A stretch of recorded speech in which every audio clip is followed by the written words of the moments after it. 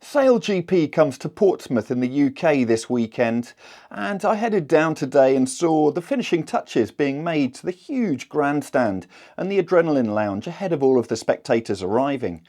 The press conference was held and we heard from Sir Ben Ainsley and Hannah Mills, who are the CEO and the strategist respectively of the Emirates GBR SailGP team. And then we heard from Russell Coutts, who is the CEO and co-founder of SailGP, and he teased us a little bit about boats 13 and 14, which are going to be joining the circuit next year. No names yet, but it's great to see how the league is expanding.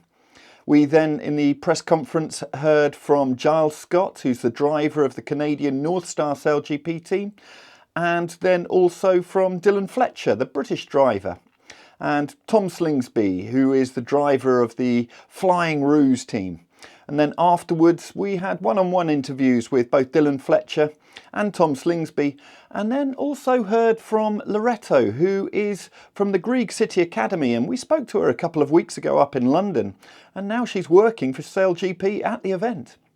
We're just all incredibly proud of where the league has got to as a global circuit, but for us as British sailors, Hannah, Dylan and the rest of the team, to get the opportunity to race in front of a home crowd. We've had some big events here in Portsmouth before, thinking back to London 2012, and just that opportunity to race in front of the home crowd is like nothing else that you can really experience in sport, and to grow the league, grow our British fan base is just a fantastic opportunity. Well, yeah, we've been missing some very exciting racing, a few crashes unfortunately. But yeah, I mean, SailGP for me is just absolutely incredible to be involved with. You know, there's a league, it's doing incredibly well, it's growing, the events are growing year on year, the teams are growing year on year.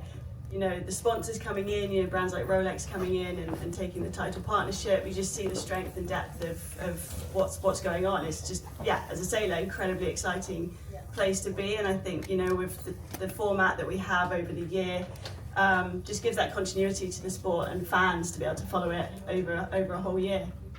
Yeah, well, we're going to have to wait for the identity of the teams, but as we saw yesterday at SailGP Technologies, which is our technical facility where we build all the boats and wing sails and develop all the technical equipment, which is not far from here.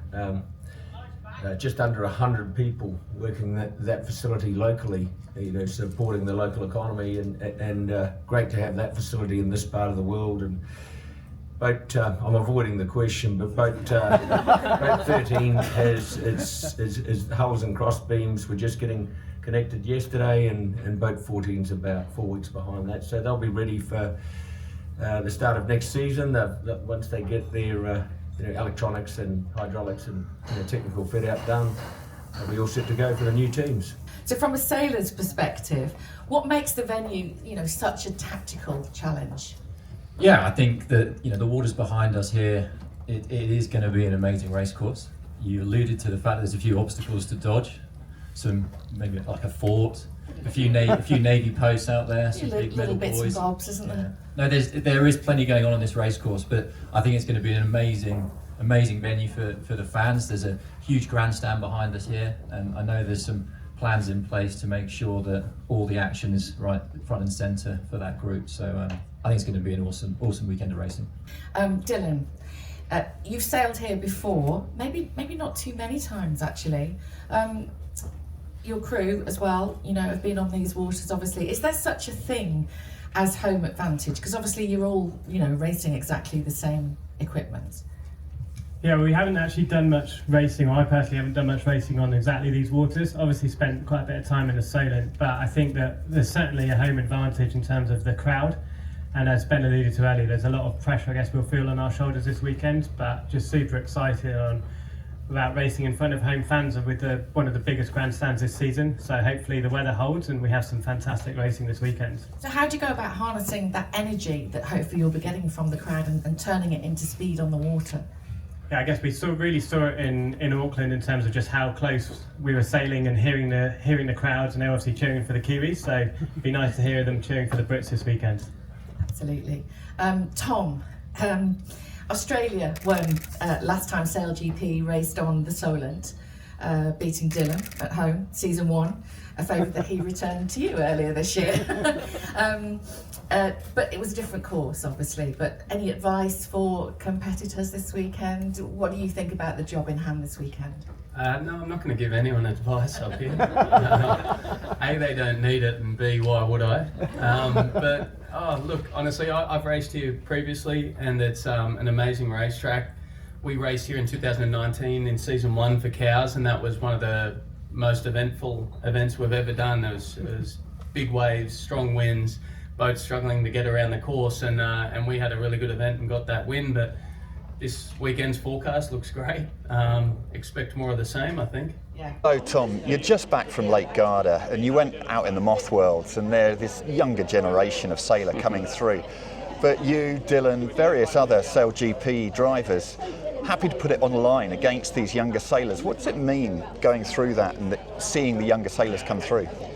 Yeah, obviously I got told by a few people there's not much for me to gain going and racing this new young generation, having won a couple of world titles previously in the Moth class and having not sailed in 4 years. But honestly, I did it for my own personal development. I didn't feel as sharp as I have in the past, and the Moth translate those skills into SailGP. I wanted to get out there and learn and develop and become a better sailor, and I did have to take on the new younger generation, and they're incredibly talented. And some of the 19, 20-year-olds I was competing against, I was shocked at how good they are. And I was very happy with my result, getting a second place with my preparation. I thought that was about as good as I could have done, but also just getting there and seeing this new young generation, and the level of talent is so high, and the future of our sport is in very good hands. There you were, sandwiched between Enzo Ballinger and Jake Pye in third place. Do you think this is going to make you as sharp as you can be coming into this SailGP weekend? I actually think this, doing the Moth Worlds last week in Lake Garda is going to make me in the best preparation I could have. I feel really sharp. I feel as good as I have in years with my sailing skills. I've just done a lot of starts, a lot of races, a lot of scenarios that you have in foiling boats, and just that repetition I think is going to help us here in Portsmouth, and so I'm ready to roll. I want to get racing. And you had that announcement of the Bonds sponsorship for the Flying Roos, and that must put the whole team on a real high. It's the second event with that sponsorship, but it must make you feel this is where we can really go places now. Yeah, for sure. Having Bonds partner with us for the long-term future. We've got new ownership group.